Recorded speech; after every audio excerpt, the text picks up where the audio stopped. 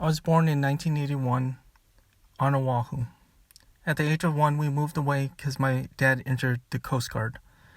We moved to California, North Carolina, Puerto Rico, and back to California. Suffice to say, I was an outsider my time in the mainland. I'm of mixed ethnicity, Hawaiian Filipino on my dad's side, German Okinawan on my mom's side. So on the mainland, there was no group or identity group for me to belong to. What I found instead is that pop culture, such as comics, movies like Star Wars or Dungeons and Dragons, allowed me to create bonds that I wouldn't normally be able to create otherwise. What I found when I came back home is I was not accepted by my Hawaiian peers. In fact, I wasn't dark enough. I didn't surf. I didn't smoke weed. So they thought I was vanilla or just a weirdo. It's funny, in a marginalized group, I was in some ways the most marginalized because I did not assimilate. I didn't start speaking pidgin. With that life experience, what I noticed in my geeky spaces is this idea that they weren't inclusive enough, that geeks were gatekeeping people out, like we didn't want women there. The truth is, people didn't want us around.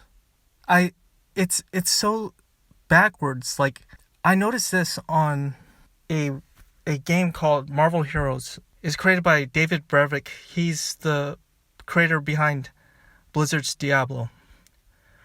On there, I noticed like certain messages like Kamala Khan, Miss Marvel, is the best hero. And I was like, okay, what's so great about her? The answer was always, she's Muslim. You know, they could not move past her identity. And I was like, hold on, aren't you being a little too, I want to say, racially prejudiced towards her or biased towards her? And they're like, no, you're a bigot because you don't like her because she's Muslim. I'm like, that's not why I don't like her. I just want to know why you like her. I'm neutral. So this idea, this focus on arbitrary traits that's things like skin color, sexuality, sex, gender, it all kept on popping up in spaces that I occupied, and me not thinking that's important because I think it should happen organically.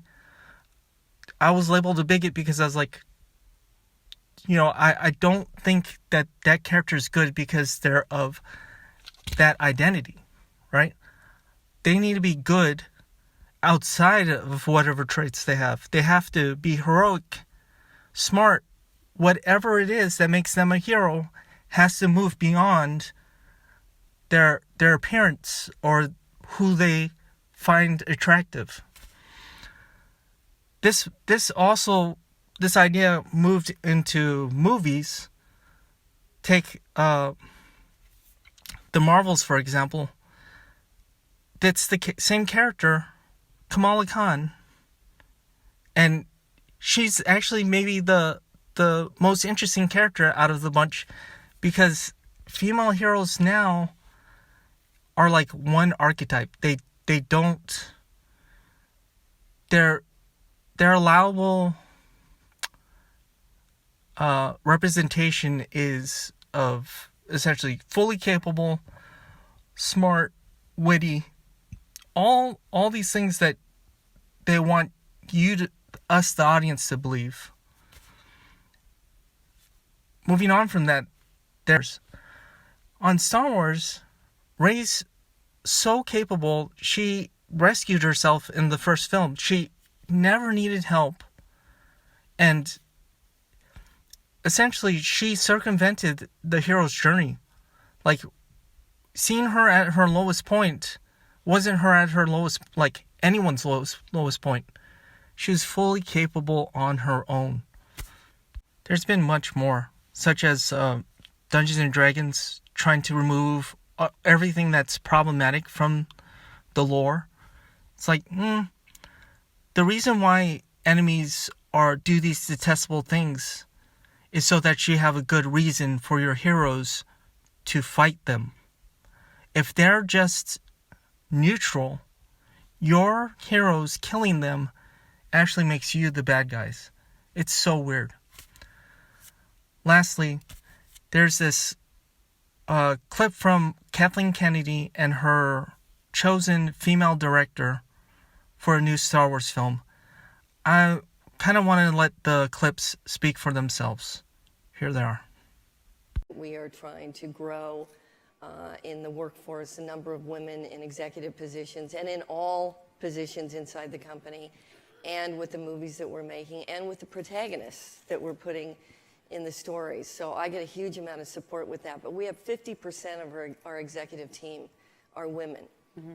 And 6 out of 8 of the people in my story group are women. And I'm sure there's a lot of people that would be surprised that we're making Star Wars movies and the majority of the people involved in the development of those stories are women. Mm-hmm. And I think that it's making a huge difference in the stories that we're trying to tell. I feel it is going to happen. We are going to hire a woman who's going to direct a Star Wars movie. I have no doubt.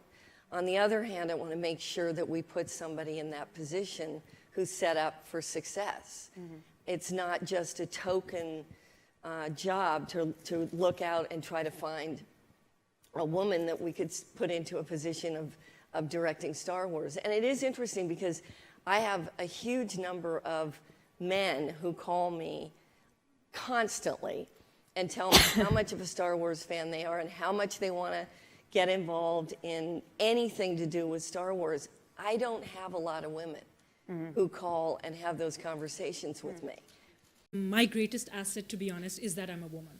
I mean, many women that come from our part of the world think that it's a disadvantage. I've always thought that being a woman is my greatest asset. I mean, I really can get away with doing a lot of things in Pakistan, getting into places and getting out because I'm a woman. But you don't play that card, do you? Of course I play the woman you card. do? Hell yes! I wanted to hear that. I mean, you're a South Asian woman. You've got Of to play course. the woman card. There's a long line of men Drag. standing. Stand That's- to the front of the line. that- How can I stand if there's 100 people standing in line?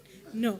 When you can play the woman card, You will. you play the woman card, the damsel in distress. I mean, don't I look like a damsel in distress? The fact that you say that sometimes that you use that card is immensely interesting for me to hear because very few women admit to that. Well, the thing is that you've got to play all sides. If I need to stand up and face a man and look at him in the eyes and scare him off a little bit, I do scare Pakistani men off a little bit. That I do, and I enjoy that power. You like being intimidated? I enjoy that power that I can scare him, and he kind of takes a back step and then looks away. And then if I need to be a woman and be the damsel in distress, then I will be the woman and be the damsel in distress because we live in countries where you can do both. And I like that. I like the fact that somebody else is going to stand in line and let me cut in and say, please. I like that. Why not?